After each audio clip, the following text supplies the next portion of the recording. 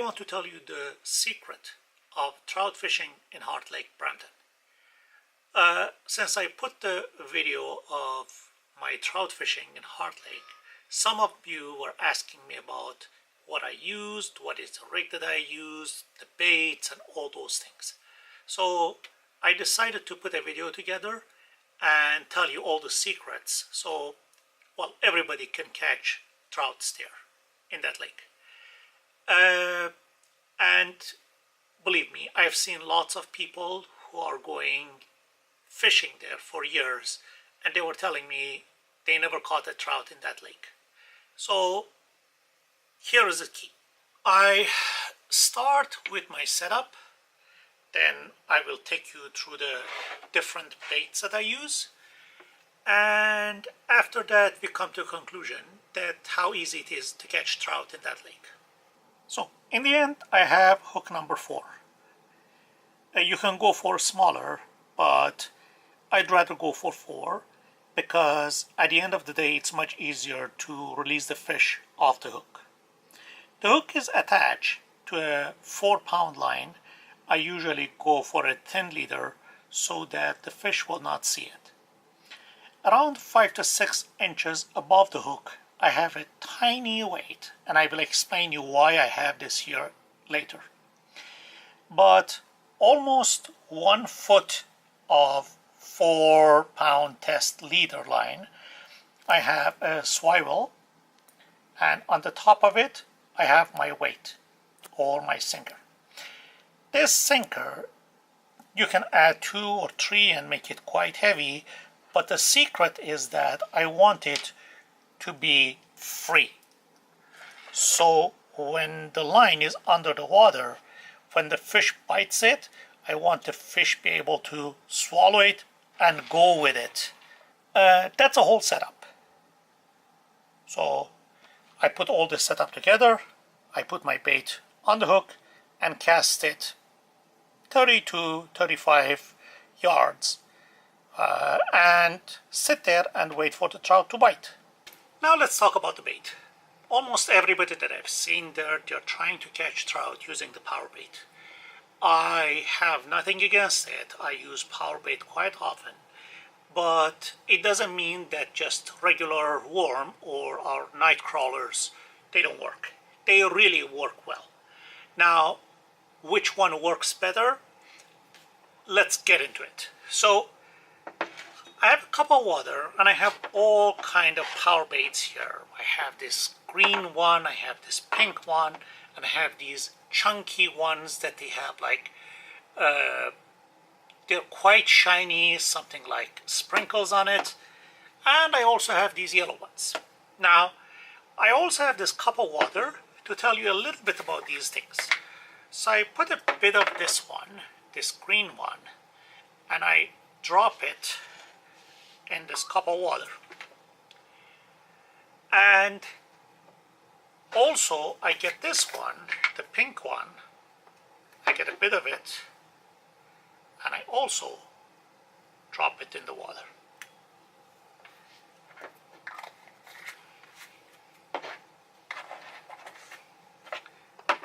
Same thing goes with these ones.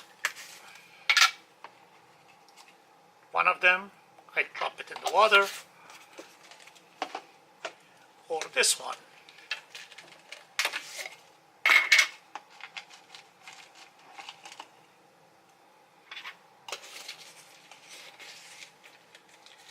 There we go.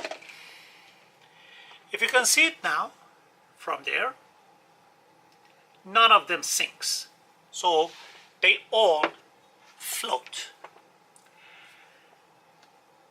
Keep that in mind. That's a main difference between these ones and the regular worm. Worm sinks and these guys float. At the end of the day, there is no difference between them. They are all the same. They are in different colors, different flavors, but I really couldn't say which one works better, and I've used all of them at the same time in the same place, and I've seen almost the same level of success. So I would say all these colors are mainly for our marketing reasons and nothing else after that. Now, but What makes trout fishing very interesting is that this fish is very moody. So some days he or she wants to feed on the surface, some days in the bottom, some days completely in the bottom, and sometimes a little bit higher. That's why these things work. So if you see my setup, remember I have the hook and I have the tiny sinker here. So when I drop this in the water, this sinker stays in the bottom and the hook stays something around 5 to 6 inches above the bottom, which makes it the perfect location for the trout to come and bite it. Does it always work? Not really. There are days that these guys, they prefer to have their bait right in the bottom. So sometimes float baits or our power baits work, sometimes they don't, and those are the days that the worm actually works better. The only thing is that if I put this one here without this sinker, you're looking into almost this area, this almost a foot from the bottom, which sometimes work, but most of the time they are much lower than this. And that's all about it. One more thing is that when you cast and you put the rod on the rod holder, make sure you leave the line a bit loose, because trouts are very hook sensitive. As soon as they feel the hook, they let it go. So what you want to do is that you want to let the line loose when trout bites. This one doesn't have that much of weight. Line is completely open, so even if you have 2-3 sinkers there, it's not going to create any resistance. They bite it, they swim away, and they try to swallow it. Okay, a couple of things that I want to remind you is that first is the technique that I'm telling you is mainly for catching and keeping, not for catch and release. Because with this technique, most of the time trouts just completely swallow the hook, and it's usually difficult to release them. And if you just release and let them go, most probably they will die. So be responsible and keep the fish that you catch with this technique. Second thing that I want to tell you is that most of the days that you go there, especially during the summer, it's quite hot there. So it's a good idea to take a cooler with ice with you to keep the fish there so it doesn't spoil. And finally, if you go there, there are some rules and regulations there. Lead is not allowed.